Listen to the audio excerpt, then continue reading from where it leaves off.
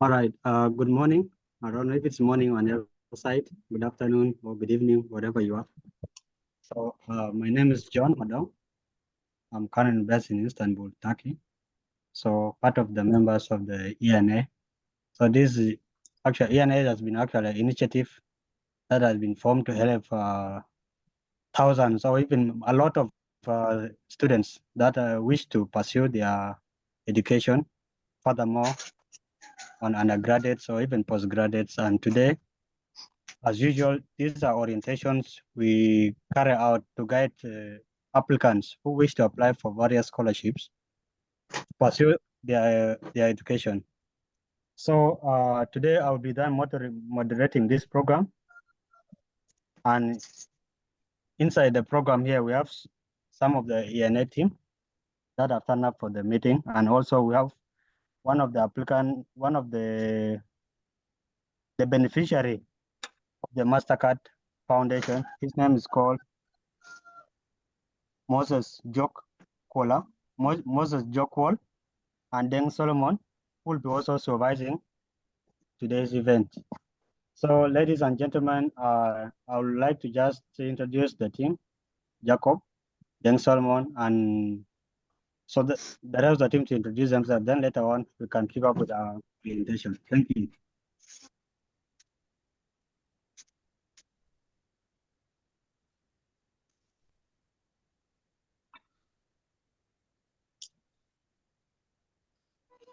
All right. I will come in. Good afternoon, good morning, and good evening, wherever you are. My name is Deng Solomon. I'm a student currently in Morocco. I'm studying economic and public policy. That's my field. However, you're most welcome to this important orientation. For today's orientation, I'm going to be your supervisor. I'm going to guide you on what to do during the orientation. You should obey some rules, ground rules, such that the orientation goes on well without any interruption.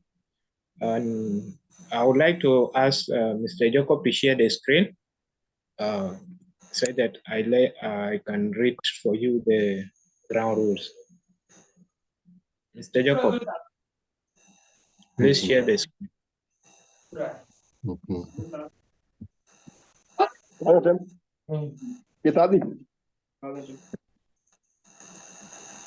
And please mute that person. I think I will mute everyone because this thing, man, sometimes people don't understand. Mute everyone and try to unmute me.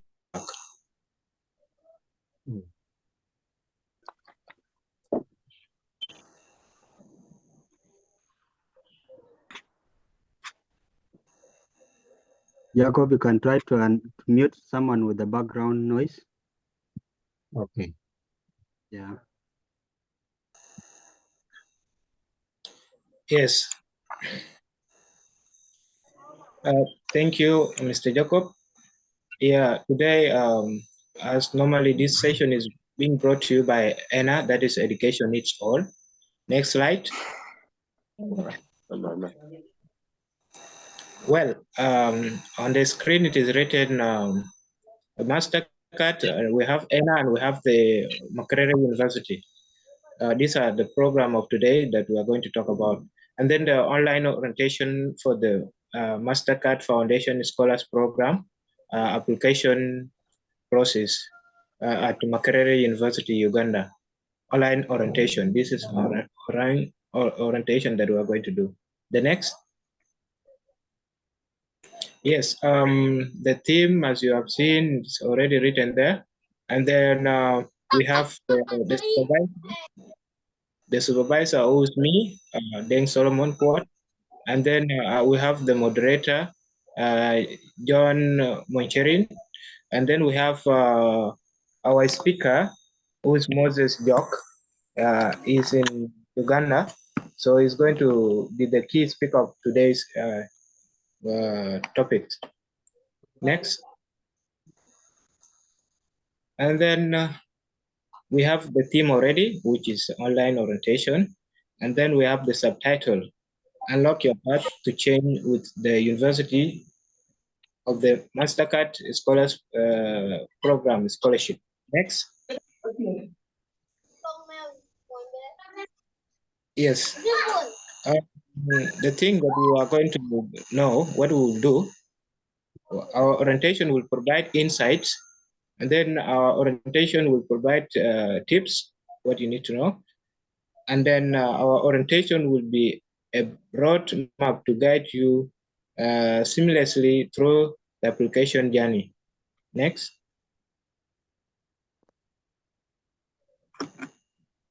As I said before, these are the key speakers or those who are going to take you through the orientation: myself in Morocco, and John in Turkey, and then Moses in Uganda. Next. And the ground rules or guidelines, mute yourself until it is your turn to talk, and then be respectful. Again, raise your hand or write down if you want to talk. If you want to talk, you have to raise your hand in the reaction button or write down what you want to say. And then listen and pay attention. You have to pay attention to this orientation because it's going to help you so much. The language we all going to use is English. We are not going to use our own native language or vernacular. We're going to use English. And what we should do, everyone should listen to our speakers to say. If your network is poor,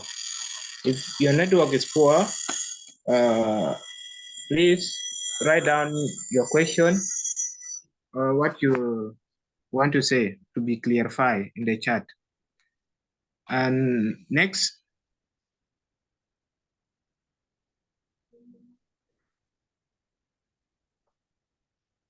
And then what the moderator will do. Now the moderator will manage the time and the flow of the session and will make the key speaker the center of attention. This is like if the key speakers want to go off the topic, we'll try to bring them back. And then we'll keep track on the agenda and the clock and remind the speakers and the audience of the remaining time and allow the audience enough time to formulate questions. We'll also intervene if the key speakers goes off topic, interrupt each other or dominate the conversation. The moderator will provide a brief overview, introduce each speaker and facilitate a general discussion by the audience and speakers through a Q&A session. This is question and answers. The next will provide or will help review and manage comments people leave on or the messages participants send through during a stream live orientation, review incoming questions from the audience and decide whether the question should be discussed or answered before, during, and after the speakers. We'll also warn members and block them from interrupting the meeting and ask the right question when any member is not available or able to ask question or the name is not okay. Next.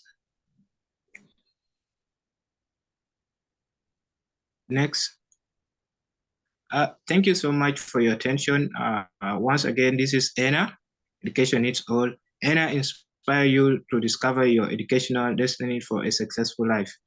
Thank you. You can enjoy the session.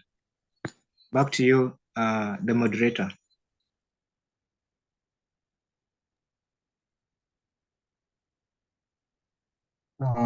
Thank you so much, Brother Deng Solomon, for carrying out the rules and the guidelines that must be followed as we carry out this session.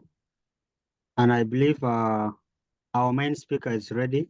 Without wasting much of time, because we have other programs to be handled by various people and others have personal stuff to do. Kindly, if you have unmuted yourself, kindly mute yourself. It's only the speaker that will be speaking, and I will kindly request everyone to pay attention. If you have any question, follow the rules that have been stated to you. And at this juncture, I will kindly invite the speaker, brother Paul. Kindly welcome.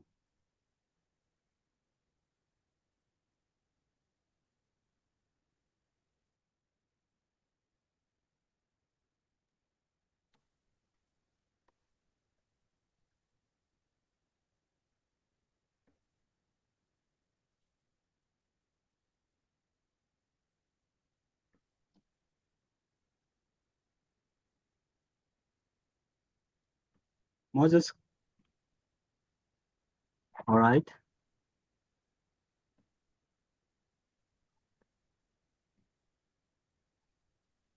All right, thank you very much, Brother John,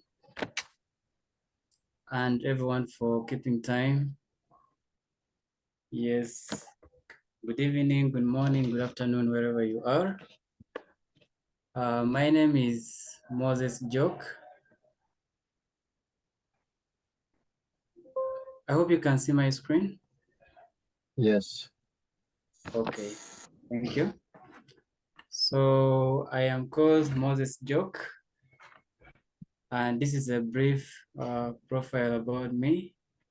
So I just finished my program of dental surgery a few weeks ago from Makerere University. I've been studying on Mastercard Foundation Scholars Program. That is ever since I joined the university in 2019. I also work with an organization, a community-based organization called Dongren Foundation. And Dongren Foundation basically does what I have seen is being done by ENA.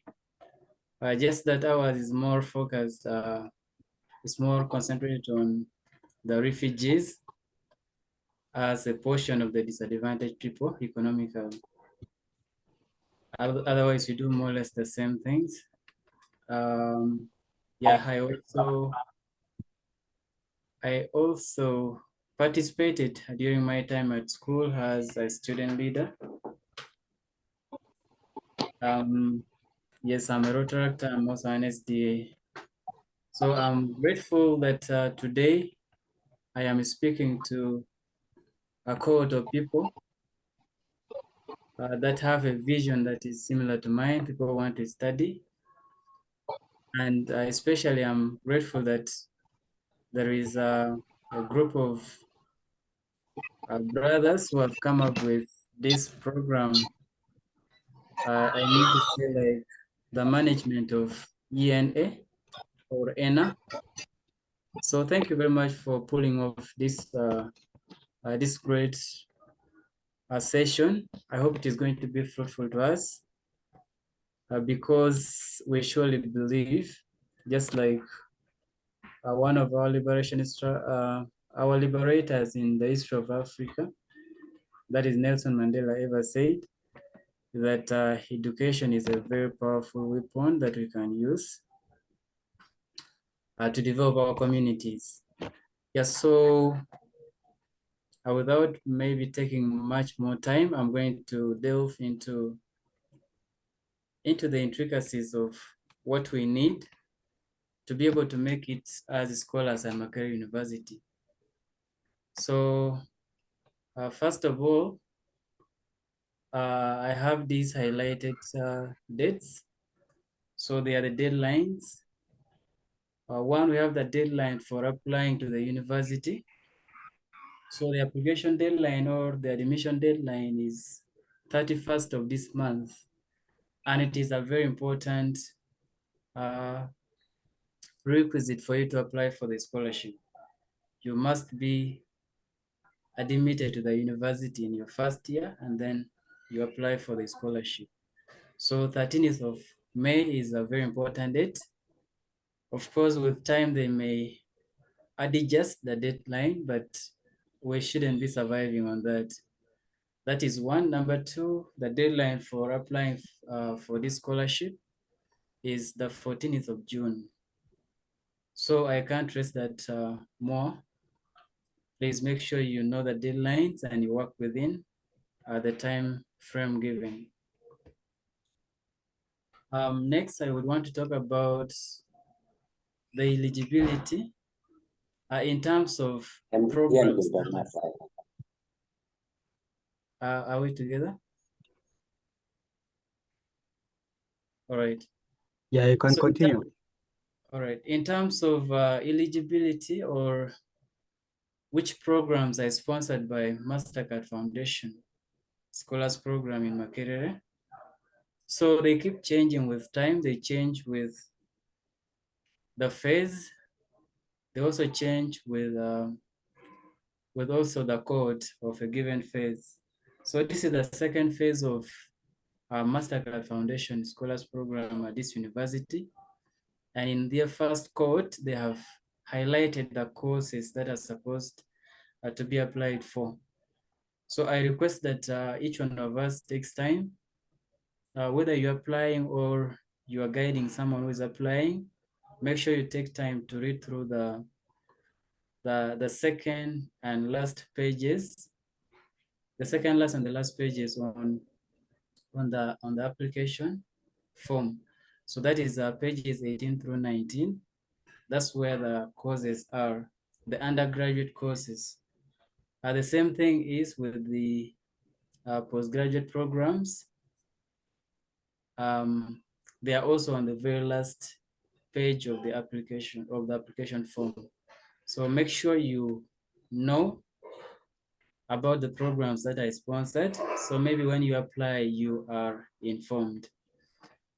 The next one is how you may be able to get the application form. One, there are mainly three sources of getting the application form. So you can create an online application portal, the very way that it is done when you're applying to the university for admission. So the application portal, yeah, there is a link that is apply.mcfsp.mac.ac.ug/scholarships. So you will use that one. It's circulating in groups and I'm going to share it. So you click on that and it is going to direct you to where you're going to create your application portal. You use your email and you create a password and that will be your account.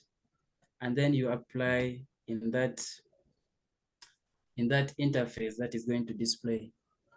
However, you can also just go to the website and you download the PDF of the application form. Instead of applying directly, you can just download the PDF, you go and print it, and then you fill it and bring the hard copy of the filled form to the office at Makerere University. And the third thing that you can do is just to come to the university straight. Maybe as you're coming to apply for your program at the office of the academic registrar, you can as well come to the Mastercard offices and you pick the hard copy of the application form, and you should be able to pick it for free. It is free of charge, and then you fill it and bring it back. So those are the three main sources, or that's how you can obtain the application forms. So maybe I think I have to comment on the application form, like the different sections within it that you should be able to fill, and maybe we guide a little bit on how you can do that. So you will see that the first part of the application form is basically the introduction. So they're introducing you to Mastercard Foundation Scholars Program and Makerere. That this is the second phase that is going to run from 2024 to 2034 for 10 years. and it is going to basically give out scholarships to 1,000 students. And in each cohort, they have begun right now. The first cohort, they're taking 100 students. 95 are basically undergraduate scholars, and then 5 are going to be postgraduate scholars. So that is the introduction part. And then of course they emphasize the deadline, which is the 14th of June. I think it's in almost 3 weeks time. So they also emphasize that you shouldn't pay anyone anything in the course of applying. The application is free of charge. Yes, I've already talked about the slots. We have 100 slots, 95 undergraduate scholarships, and then 5 are going to be masters. So the eligibility is well highlighted in the form, but just to emphasize it further, the first one is that one has to be surely admitted to the university. So there are many questions I've been coming across whereby people asking me if Mastercard Foundation can sponsor them in any other university other than Makerere University. Unfortunately, this works on the basis of partnerships. So if the university is not a partner institution to the foundation, they will not extend the scholarship there. So the first thing that one has to do is to apply to the university and get admitted. It doesn't mean that you have to first wait for admissions to be out for you to apply to the scholarship. No. So you can apply to the scholarship concurrently as you're applying to the university. So make sure the 31st May deadline doesn't cut you out, like doesn't chop you off. So make sure you're within that time, you apply to the university. At the same time, you apply to the scholarship. Secondly, you must have completed A level. Okay, that is not anything much to emphasize because by the time you're getting admitted to the university, the first requirement is having an A level completed or equivalent of that has been equated to UNEB, that is Uganda National Examination Board, and then you apply to the university. Yeah, they also say that there has to be a significant financial hurdle on your side as a person. And yes, by the time you're seeking out for a scholarship, so you just have to be elaborate about it. The other things, we have leadership potential. So the scholarship emphasizes its goal, which is to bring up or to mold the next generation of African leaders who can surely change the narrative of this continent. So you should have a leadership potential.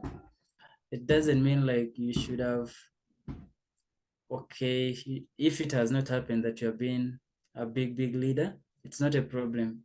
But here we're emphasizing the potential, like what can surely show that you have always stood out or you have been a leader. So that one is a requirement and it makes you eligible. And then of course, community service. You shouldn't be having any other scholarship. You should not be having any other degree program that you applied for earlier on or that you completed earlier on. This should be like your very first. And then you shouldn't be more than 28 years old, unfortunately. That is if you're just applying. If you're just applying for the very first time. However, for people with disabilities and refugees, 32 years of age should be like the maximum. So as long as someone has 30 years, 31 years, and they want to pursue their career and they are refugees or they have some form of disabilities, they are surely allowed to apply to the scholarship. And of course, they emphasize that if you're a refugee, you should have something that is confirming that, and that is to have an attestation or a refugee ID. And lastly, the degree program that you're applying for should be among those that have been listed on pages 18 and 19. So it's something I can surely emphasize because it's important. And that is the very first thing that they're going to eliminate someone on. If you have not been admitted, and if you have been admitted to a course that is not among those listed. The example is like my own program. When I applied in 2019, I was given the scholarship on Bachelor of Dental Surgery. But when I looked into this current intake in phase 2 first cohort, Bachelor of Dental Surgery is not among the courses that they are going to consider for the program. So it's actually very important not to just assume. Yeah, so going forward, we're going to look at sections. So we have section A through section H. And this is like the data entry or the gist of what you're supposed to do. So the first, we have personal information. So here we are taking the demographics of an individual. So just make sure that your demographics are consistent with what is on your academic documents and also some other important identifiers. So these are to do with like gender, name, age, and all that. So, and also the place of residence, the country of residence right now. So when they ask you like your place of residence, they're trying to mean like where you have been living for the past 2 to 5 years. I'm just trying to mean that, for example, if you came to Uganda this year, you've just come to apply to the university, but you have not been in Uganda. Uganda shouldn't be your place of residence. That's what they mean. So you should have been residing in that place for the past 2 to 5 years. And of course, under section A, we have A1 through A10, which I believe if anyone came across the form, you will see. So that like, those are like the entries. You have A1 asking you the name, A2, A3 up to A10. So there are different entries there. And I hope they are very simple. So that is the section of personal data. So the second section is section B. It's about contact information. So this is to do with emails, it's to do with your personal phone number and that of your next of kin. Yes, so it's from B1 to B5. So you have to include the country code because you cannot just put 09 something when you're in South Sudan, or 00 something when you're in a different country. So make sure you put there the country code so they can be able to easily call you. So that is the second section, which is about contact information. Section C is about the academic information. So I think this section is very important. Why? Because much as this year they have not really indicated the minimum number of points that someone should have obtained, which is not something precedented.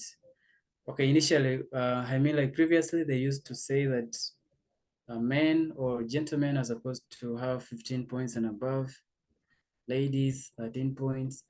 Yeah, but here they're just emphasizing the fact that you should have been admitted to the university. Yeah, but that does not rule out putting here the correct scores. So you should be able to put there your A level, your O level, and like the points you obtain and all that. There are entries for them. That is from C1 to C14. So here the main thing is accuracy of information. So make sure what you're entering there is as accurate as it is on the documents that you're going to attach and that you already submitted to the university for admission. Section D is family background. So we have D1 through D24.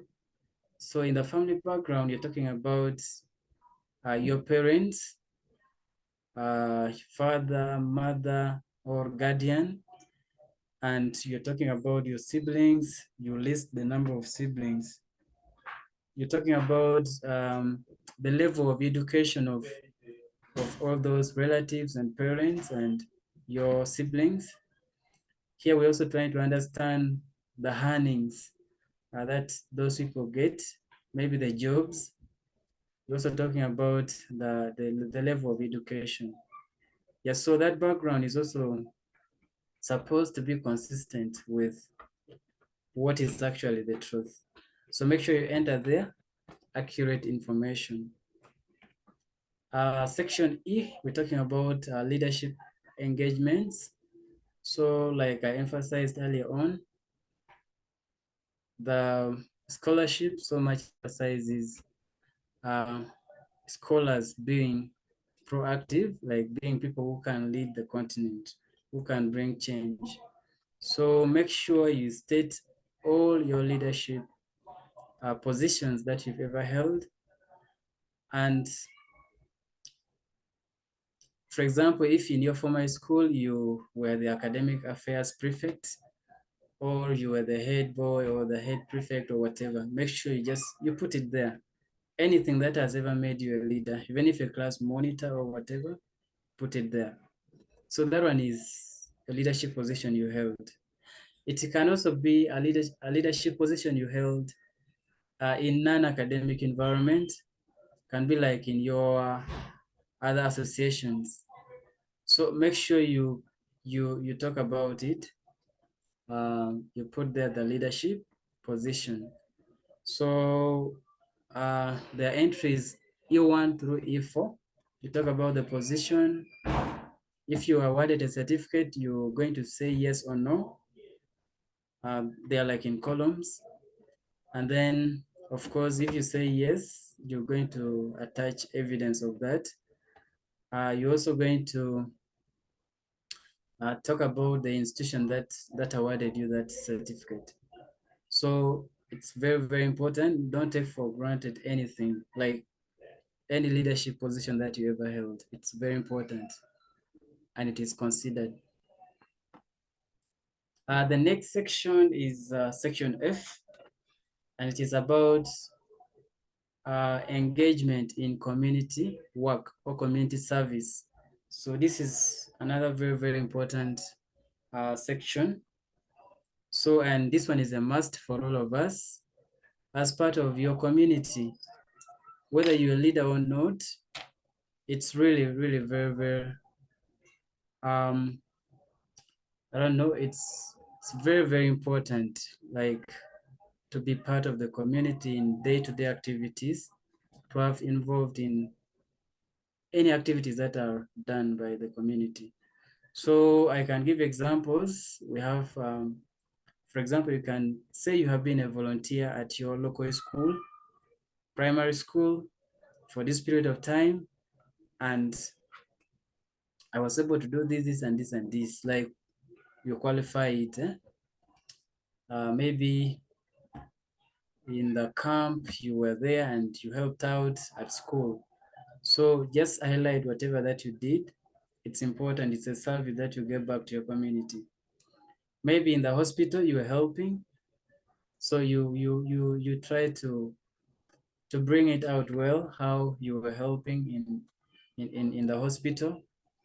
Maybe you were acting as a translator at some point at the refugee center, and it was something very important.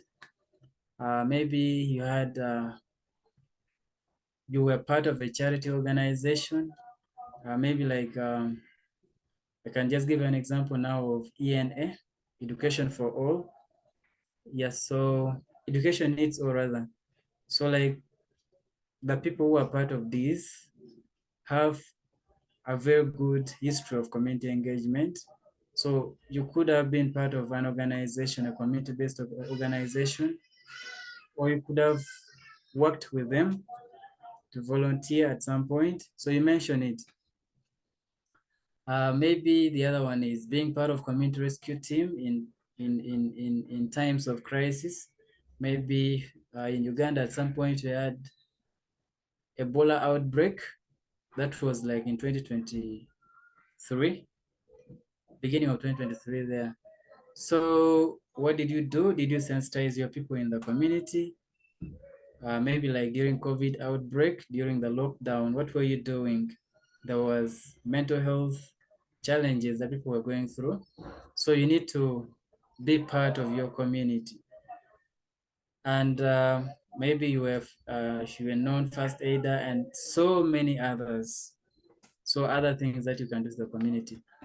So just make sure you think about what a person can give up to the community for free as a service.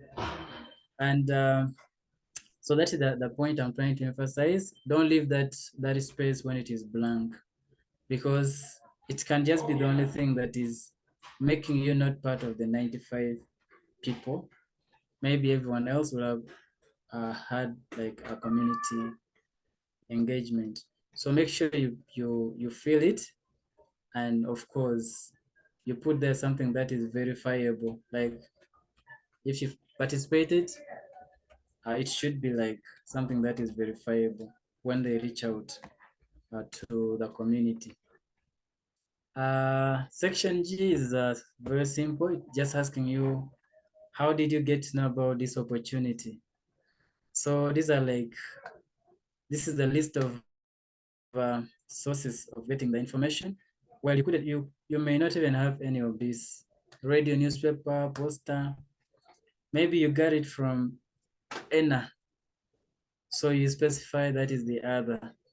Maybe you got to know about it on Facebook, on Twitter, so you just put there. You specify exactly where you got it from. From the website, you put it there.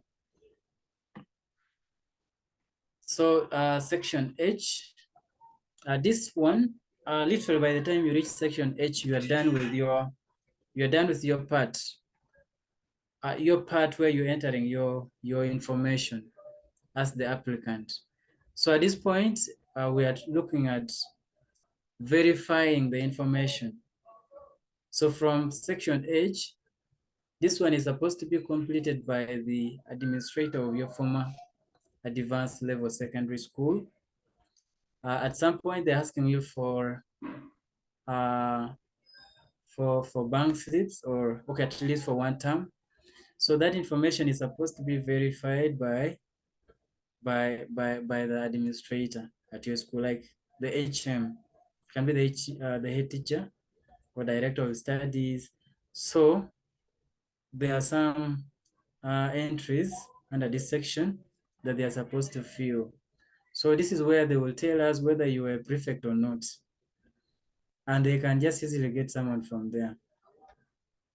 Maybe you said you were the head prefect, and then when the headmaster is filling the form, they tick on no, like he has never been a prefect. So there you lose it. So make sure you also be in touch with the school administration, and whatever they are entering there is consistent with what you already put in your application form. Section I, this one is supposed to be completed by the lowest local administrative authority from the village of residence. I can just give an example, like when I was applying, I was staying in some village in Mukono district in Uganda. So I had to make use of the LC1. So the LC1 chairperson is always like the head of the village. So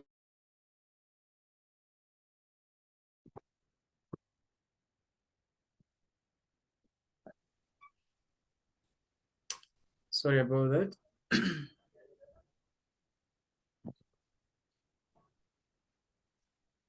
Are we together?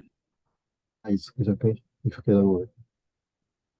Yeah, someone had called. Yeah, so the LC1 chairperson filled that section for me, and it was the lowest local administrative authority. So it will now mean like if someone is staying in the refugee camp, the lowest local authority, I think will be like the head of your block or the camp chairperson. Yes, someone who is the head of that village. So the same thing should apply to maybe like countries that are not like necessarily Uganda. So whereby the lowest local authority is not necessarily the LC1 chairperson.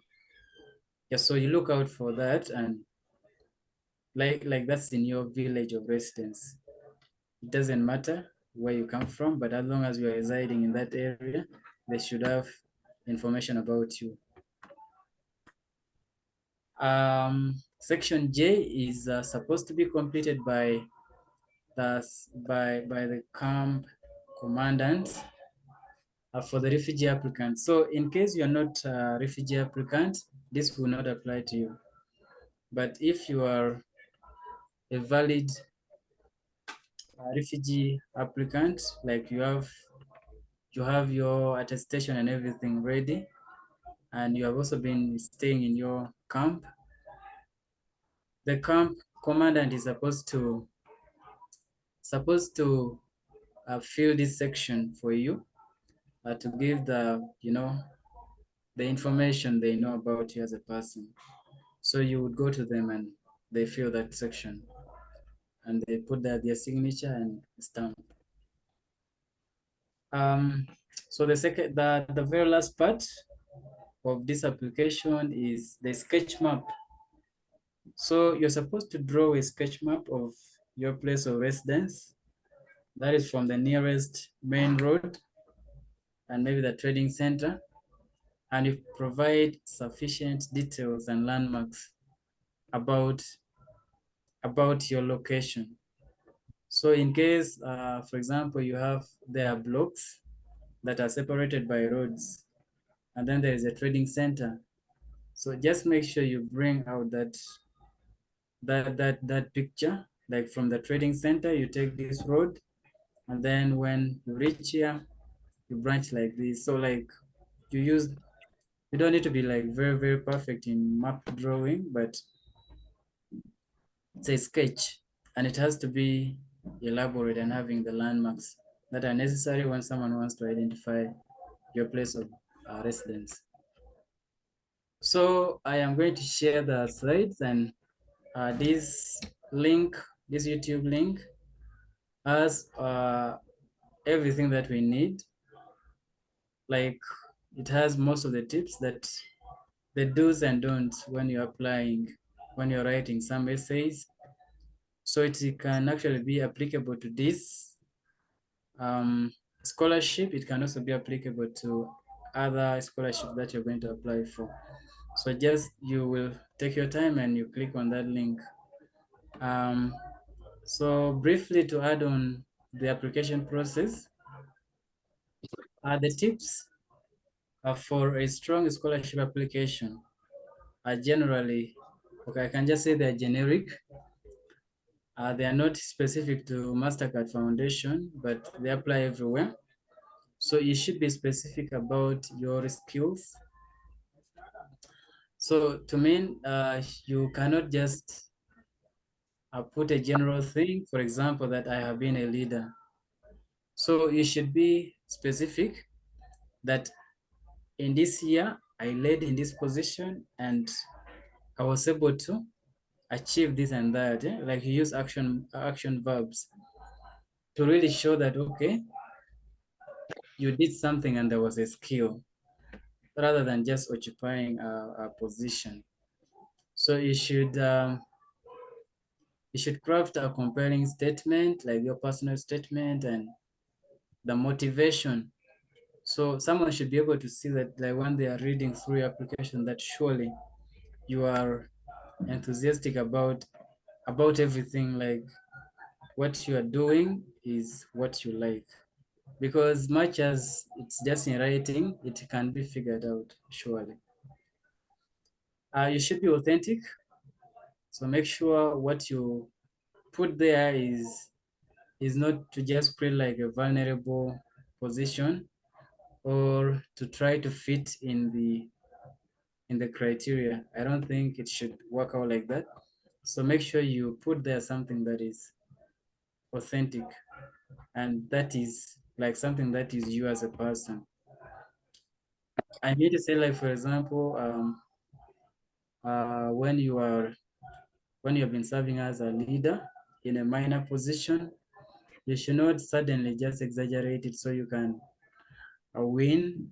No, it shouldn't be like that. You put there, and that is going to reflect your ability right now, your potential, what you have achieved and what you're yet to achieve. So be authentic about everything. Of course, you reach out to your networks. We have ENA that has a lot of people who have knowledge about this. And of course, many other scholars who are out there who have already gone through everything. So you reach out for help. You ensure that you have very strong references. Yeah, so this can be here. Of course, in Mastercard right now, the references are already predetermined. Why? Because if you are residing in a given village, you definitely have to go to the lowest local administrative authority there. But just make sure that they recommend you. Like, they should be positive when they're recommending you, to give that strong belief, like, by this people that yes, surely this person, their community is very okay with them. And then of course we have the issue of the deadline. Make sure there's always a reason for everything. When they say the application is starting from okay, like the application is starting from the beginning of May and it is ending by mid-June, there's a very big reason for that. So the reason is you surely have to gather a lot of information. You have to go to the camp, you have to go to your former school, you have to do this and that. So don't sleep up to like the very, very last week. And then you start to do everything. You're going to rush. You may actually feel in like everywhere, but at the end of the day, it will be evident somewhere that you actually rushed and you will end up even missing the deadline. So don't be that person. Make sure you do your everything in time. And of course, be your own self. That is being authentic. Of course, these other ones, I think we shall read through them, but they're the exact opposite of the do's, the 9 common scholarship mistakes, application mistakes. So that is plagiarism, not being honest, you're trying to copy from other people, you don't complete the application process fully, not providing enough information, poor references that are not verifiable, rushing through the application, missing deadlines, not reading the instructions, and ruling yourself out when it is not supposed to be. So lastly, I have the checklist. I don't know if we can be able to see those words. So this is something that should be guiding you. You have like around 16 things that you should be able to check and be like, by the end of your application, you're like, yes, I'm done with the application. So number 1, we have the passport photos. So you should be able to attach a passport size photograph. Like on the application, it appears they have written it in some small box. So you have to attach a colored passport size photograph of you. If you are submitting via email, you're going to scan. the application form with a passport size photograph, which is pasted on the front page. You scan it and then you submit. Okay. So for the online people, you're going to be instructed online about where you're going to upload that passport sized photograph. Like on the portal, there is somewhere you're supposed to upload it. And then a photocopy of advanced level certificate, don't forget, or its equivalent. A photocopy of certified diploma, that is for diploma entry people. Photocopy of O-level certificate. I should have a photocopy of refugee ID, if it is applicable, if you have it. A photocopy of the applicant's proof of registration of birth. So you should have like a birth certificate, immunization card. In case you surely don't have it, okay, I don't know if anyone may not be having any of those, but if you don't have it, you can leave it. But it's important that you attach it because it says a lot about where exactly you were born and registered. You should be having a medical report for the nature and level of disability. That is if it is applicable. So in case you fill the other part of people with disabilities and you have specified your disability, it should be verified, and that is through a medical report. Recognitions for leadership engagement. So in case you put there that you served in different positions, so you should be able to have like maybe certificates that can back up what you are trying to claim. The same thing with community service. Maybe you did something and you were recognized and they gave you a certificate. There should be a proof of death for biological parents or guardians. Yeah, in case of such unfortunate events, so you should be able to verify that. But if it is not applicable or if it is not possible to verify, you can leave that part. Copies of fees payment slips for at least one term. So you should be able to get those ones from your former school.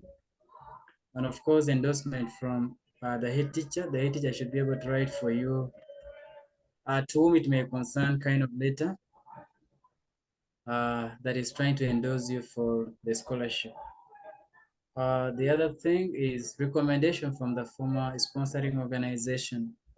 Maybe you were on bursary, so the school bursary department should be able to write to the foundation a document that yes, he was on bursary for this number of years, and it wouldn't make sense if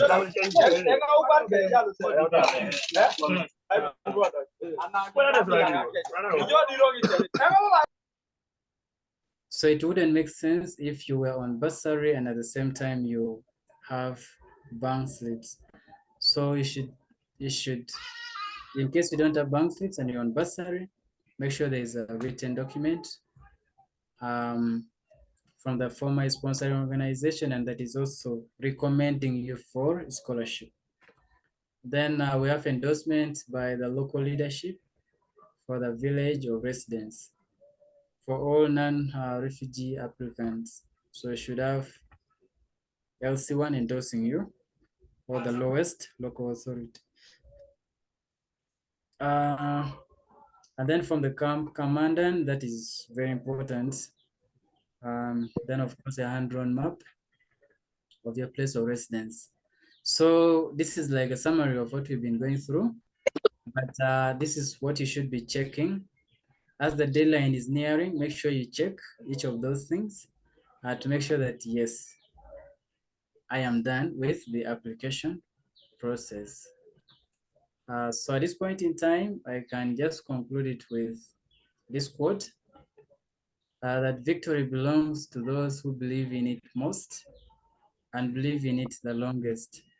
So this, sometimes we get discouraged when we imagine that they just need only 95 scholars to enter the scholarship. But yes, your chance is surely there. If you believe in it, if you work for it, God is definitely going to help you out. So I wish you all the best. Before I finish, yes, there was another part of like orienting you guys into what surely happens in Makerere University and the privileges and benefits of this scheme.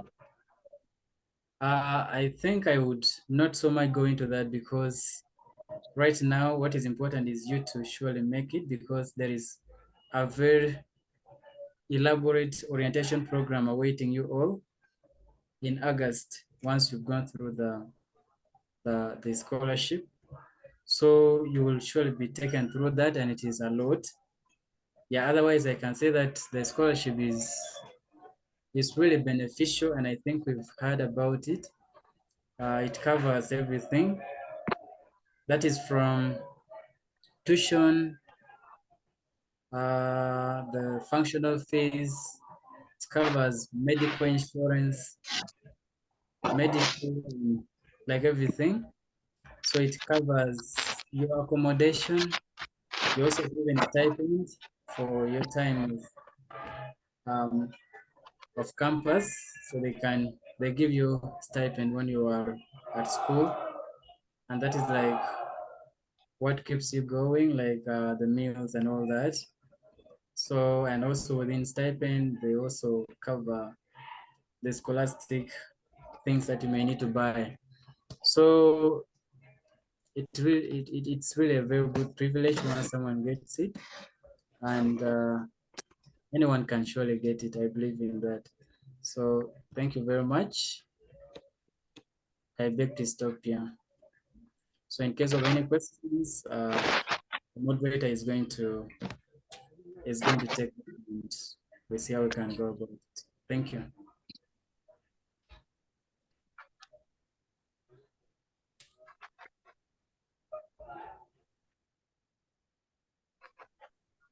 Thank you so much, Brother Moses, for elaborating everything. I believe that all the people who have joined this meeting and they are willing to apply for the Mastercard Foundation to Makerere University have gotten what is required, what are the requirements needed, and which steps will they take so they can take up that opportunity to grab it and go and learn in Makerere University.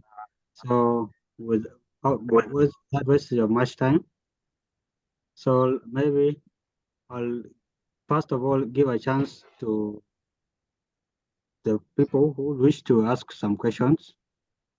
And yeah, so if you have a question that you feel Brother Moses would like to answer, kindly raise up your hand. I can see Ogeno Dixon. Yeah.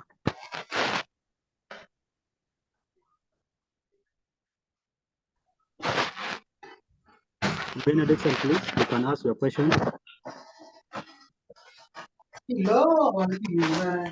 Oh, hi everyone.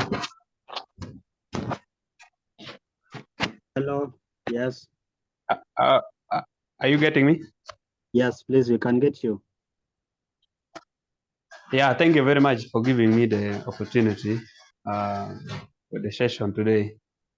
I have a simple question. Yes, only one. Since the day the scholarship for Mastercard at Makerere University is out, it has been confusing the students because most of us, we start from South Sudan, and equating results into Uganda education system is not all that simple.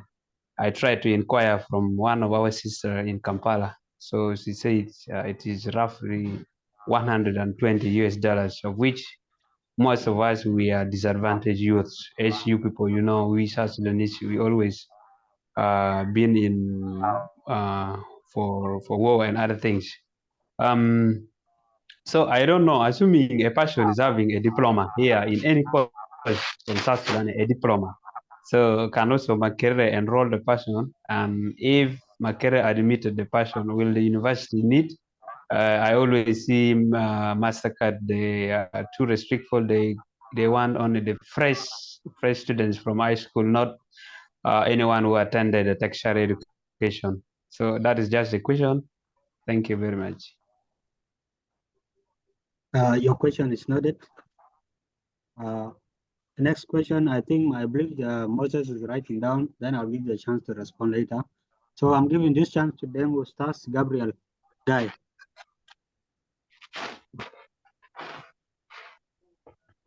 Okay, thank you for giving me the chance to ask my question. I think you are all getting me, right? Are you getting me? Please. Yeah, we can get you. We Okay. can get you. Okay, so my question is applying online. For example, I'm going to apply for Mastercard scholarship online, and I saw some part whereby must fill in that form, or maybe the director of studies. So when I'm applying online, do I need to go to school, and also I tell the headmaster of studies to also apply online, just like where I'm applying? So I need that part to be clarified. How do I, since I'm going to apply online, or I should just or I should not apply online if the headmaster and the director of studies are going to fill their part, because there is a part whereby the headmaster or the director of studies fill in the form for Mastercard. Thank you. Okay. All right, thanks for your question. I saw someone else had raised up their hands before here. I don't know, was it Akud?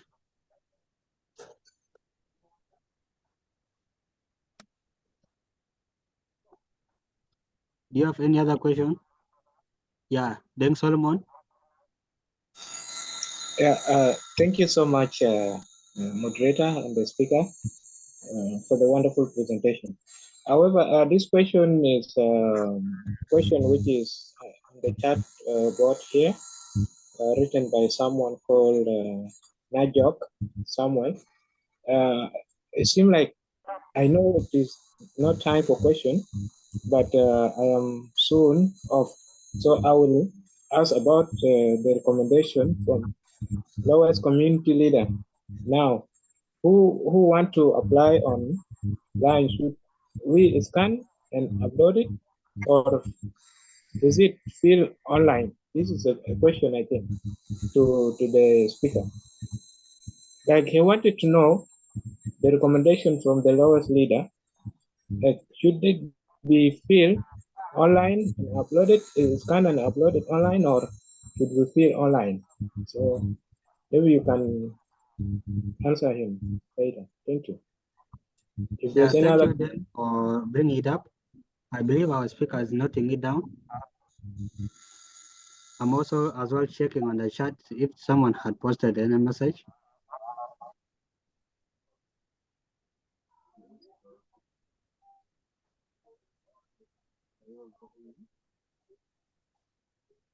Yeah, Abuko Barbara posted like that. Jok Moses stated earlier that an applicant should have a level certificate, something equivalent. What about students who started from South Sudan? So maybe you can say something about that. Yeah.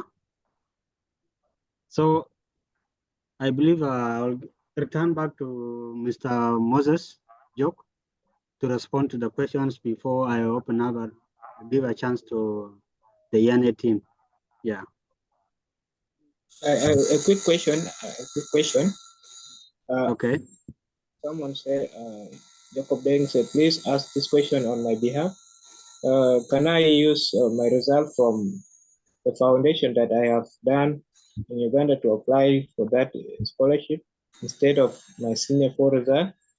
So someone asked. So I think the question from someone that Deng is trying to ask the speaker. Okay. All right. So at this juncture, kindly, Moses, you can react to the questions that have been raised to you. All right. Thank you very much for the questions. Just so to begin with, the very first thing is that someone should be eligible for admission to Makerere University. So there is something that is very unfortunate in East Africa. I mean, like in the East African communities, it so happens that we have different levels of education. Like as we know, Kenya and South Sudan, I think they nearly have the same education levels. I mean, primary 8, senior 4, and all that. But Uganda has P7, it has senior 6, and then university.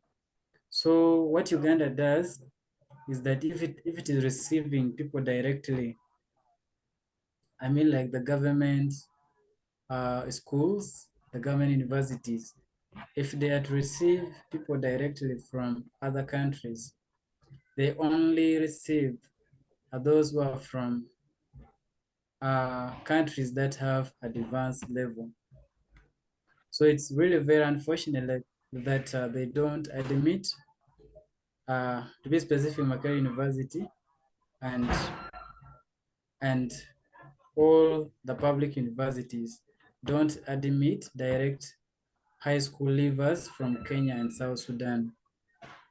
So your results can actually be equated to Ugandan standard, but they would be equivalent to the senior 4 results.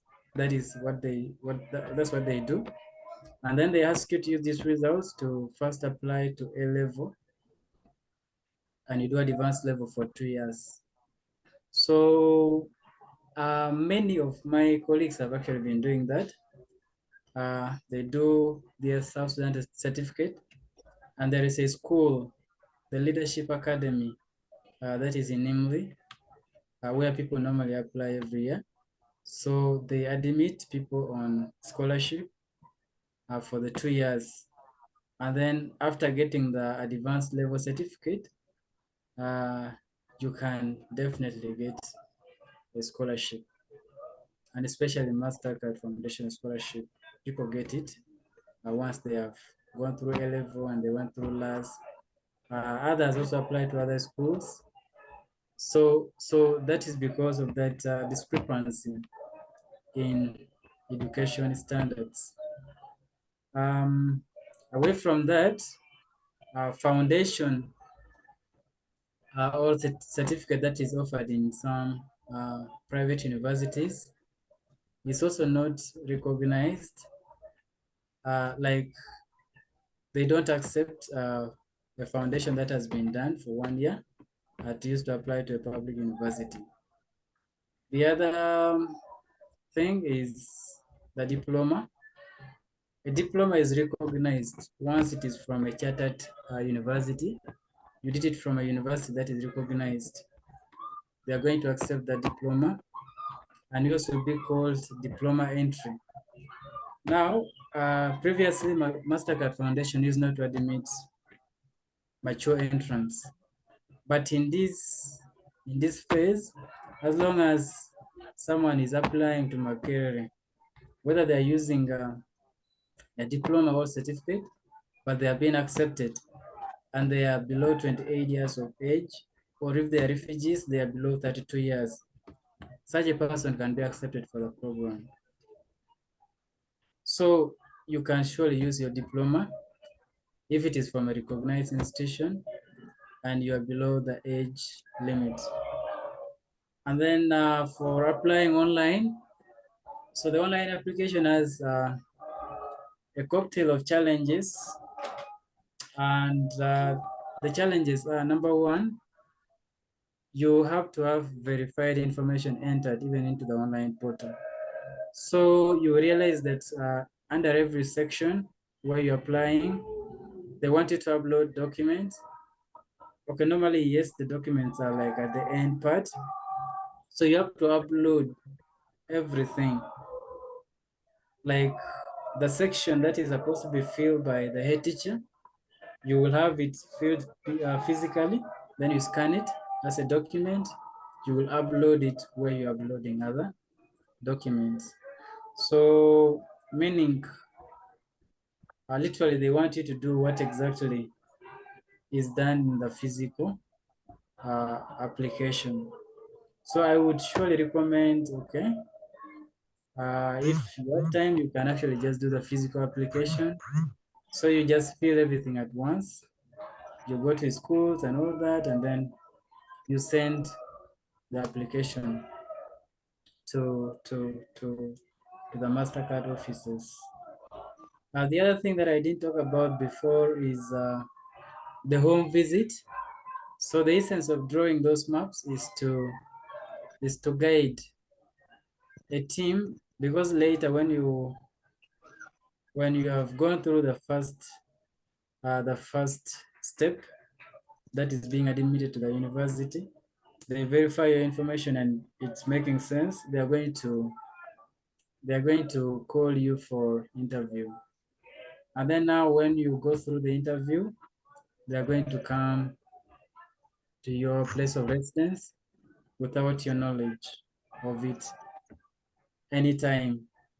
And then from there, they are going to cross check and see if everything that you entered is actually consistent with what is on ground. So they are going to come. So just make sure that everything is consistent. The other thing is definitely the financial abilities. So they emphasized it earlier on among the eligibility criteria, that you should surely be from a background that is disadvantaged financially because of circumstances. Maybe, yes, the situation that we are in right now, the wars, or the impact of all that. Yes, so that should be the basis of your application. I am also going to share the contacts of people who are directly handling the applications, like those who receive the applications and all that from Mastercard themselves. So they can also guide in case we've missed out anything. Otherwise, thank you.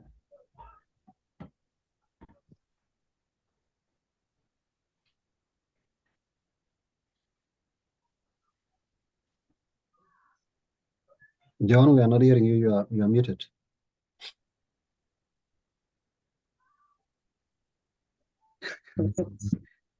Okay, sorry. I've just been talking while I admit myself.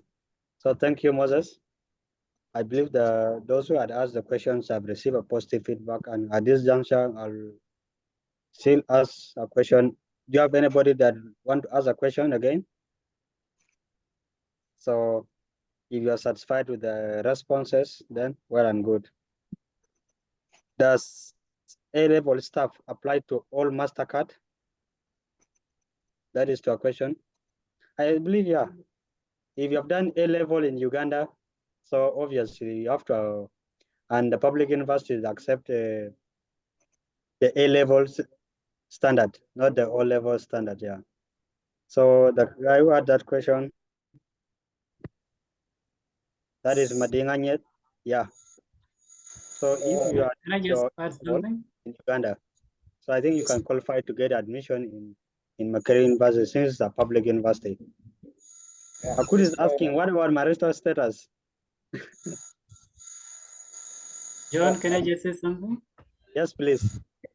Yes, so about the marital status, it should be clear from when you're entering your demographics.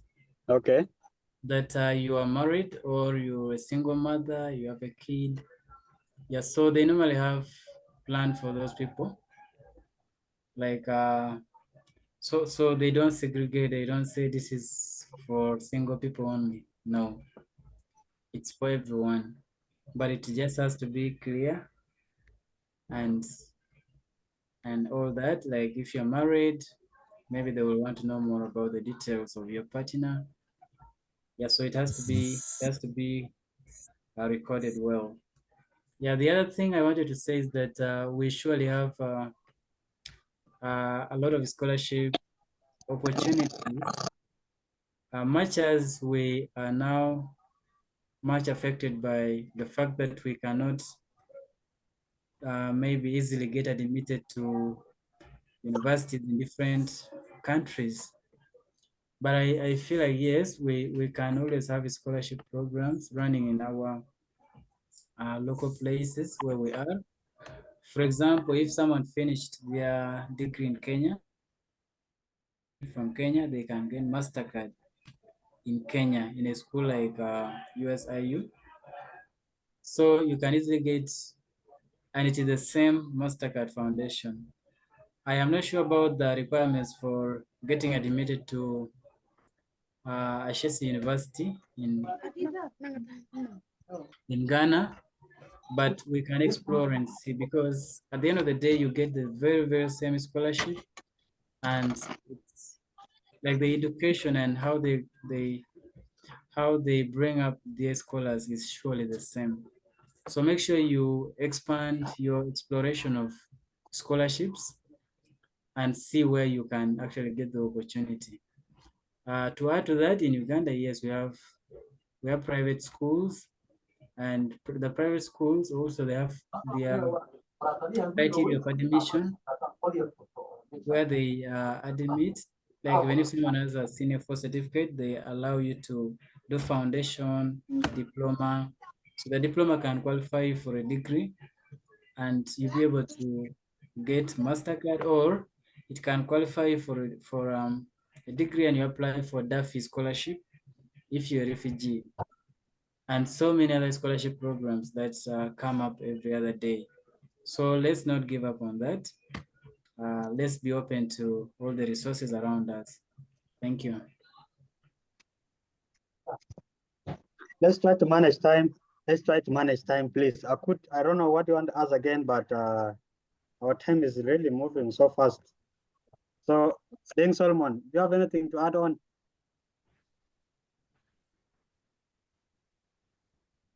You are muted. You're talking while you're muted. I'm saying that I wanted us to remind ourselves of the time. Like the time is running out, and Yeah. students are here having some questions in the chat board. However, I see the burning question is about the Senior 4 of South Sudan certificate. This is the burning question. A lot of students saying that they are already disqualified for this. I don't know if you can take 1 minute to clarify something about this, Mr. Moses.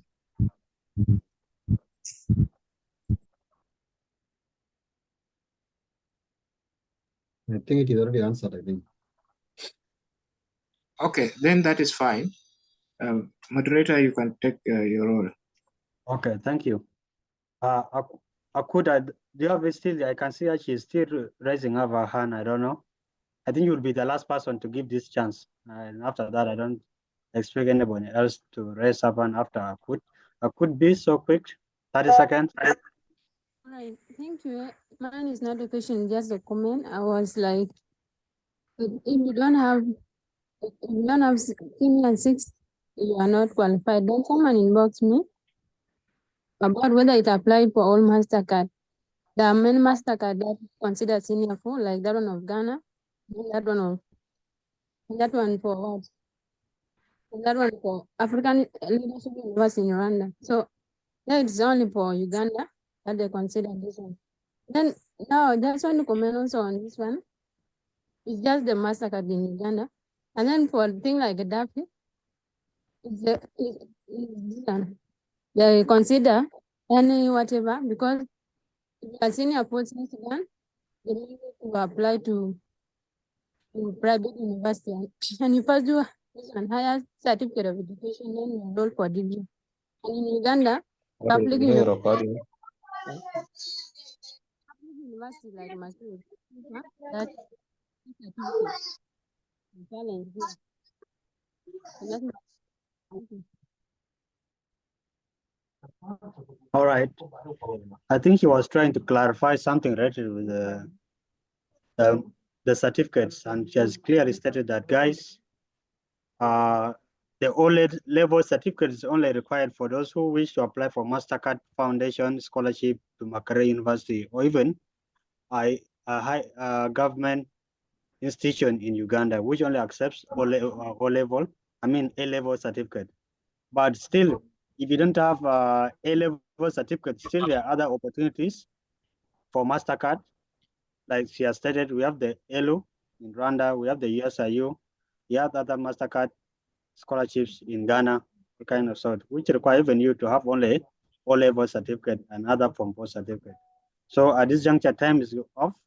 And if you have other burning questions, feel free. There's a WhatsApp group. You'll be added there. If you're not in the WhatsApp group for ENA, whereby you can ask some inquiries there and you'll get some assistance. You can share your WhatsApp number to Deng Solomon. Share WhatsApp number to Deng Solomon, or I can even share the WhatsApp group link here for those who wish to join. Jacob, kindly, can you share the WhatsApp group link here for those to join later? And I want to thank all of you for turning up this meeting, and I want to give this chance to the ENA team, that is Jacob, and the rest to introduce themselves. Yeah, thank you so much. Your moderator was John. Okay, John, you can admit Deng Solomon. You can admit him. Yeah, I'm here. Thank you. Thank you. Yeah. Okay, is it my turn or Deng Solomon? Deng Solomon, Deng will introduce you to finalize it. Yeah, sorry, I went off because my network has some distraction. However, I want to say thank you so much, my brother Moses Jok, for the wonderful presentation. It has really been insightful, and this is what I aim at, always to bring closer this information to the students who are in need of the scholarship. And we believe through this orientation to really impact them, and some of them will surely give testimonies through your support and through the support of ENA. At this point, please allow me to welcome Jacob Dengbol to come and give his remarks and close. Thank you, Mr. Moderator, and thank you, the participant, for your attendance. It has really been so helpful and powerful. Thank you. Mr. Jacob, is your turn. Okay. Thank you so much, Deng Solomon, and everyone. Before I maybe put across some words, I think our time has already gone, and I think I will not take much of the time. So is there any of the participants who want to maybe say and who want to comment anything or want to say anything about the orientation today? So if you want to have a say, then you can tell us that I'll give you 1 minute, and I'll also take 1 minute. So just take 2 minutes. If there is any member who want to put some remarks about the orientation, then you are free to talk. Anyone? Any of the participants? Well, your feedback is also important.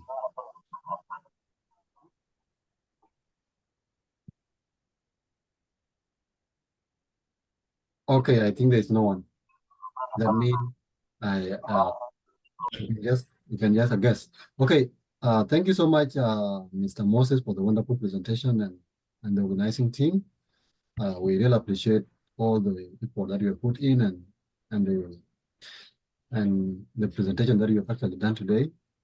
So actually the orientation has been successful and colorful, and it's through your report, the organizing team and the presenter, the speaker. So I know sometimes we may not all get the scholarship when we attend the orientation, but the orientation that we attend most of the time help us in one way or another. Not actually directly for the scholarship that we have attended the orientation, but for other scholarship that we apply or that we may apply in the future. So it helps us a lot because this guidance, this word that you get from experts are very, very important. So they can guide you and they can help you to navigate the application process. So I would encourage you to always try by all means if you really want a scholarship, even if it is not your, but if it is, but if you are not applying for that scholarship, then you try to attend the orientation because you will get one word, you get two or one word that will help you in applying for the rest of the scholarship. So this is the word that I can put across, and I can say thank you so much for attending the orientation today, and thank you so much for your participation and the question that you have asked in the session. We really appreciate that. Thank you. Yeah, thank you so much, Jacob, for your remarks, and also for all I want to thank the participants who have attended the orientation today. So we are here to help one another. So feel free. I've shared the WhatsApp group link. For those who are not in the ENA WhatsApp group, feel free to join there. If you have burning questions, you will be able to ask the questions in the group and you get some assistance. Yeah. So that is all for today's meeting, and I think we are done. Bye-bye, everyone. See you next time. Have a nice weekend. Bye. See you again.